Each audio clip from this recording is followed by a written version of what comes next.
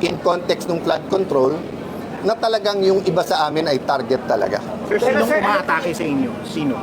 Sorry? Sino ang umaatake sa inyo sa Senado? Well, many, but definitely the mastermind. Can you Hindi name ba the si mastermind?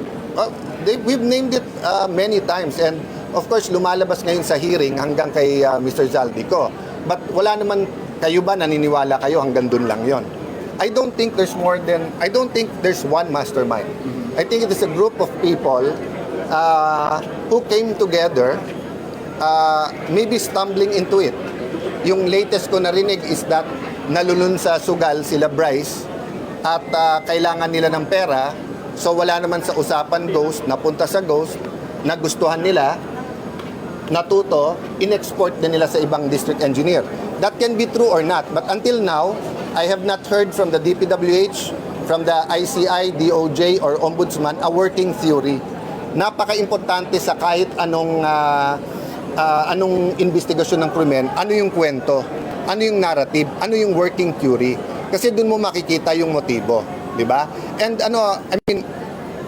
obviously, RG, we have some people in our minds, but we'd rather the evidence speak for it. Hindi ako naniniwala dun sa mag-name ka muna to follow yung ebidensya. Dun ako sa lumabas muna yung ebidensya, tapos alam na natin kung sino. Diba? So all throughout, yung kay President Erap, kay President GMA, yung yung mga investigasyon in the past, diba?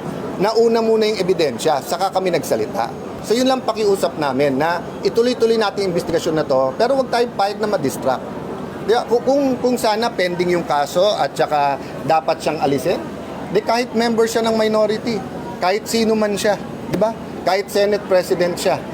Pero ngayon na nakita nating maling-mali, sana tayuan ng buong Senado at sana nga nagkamali lang and medyo madisiplina ni Ombudsman Boying yung nagbigay sa kanya noon.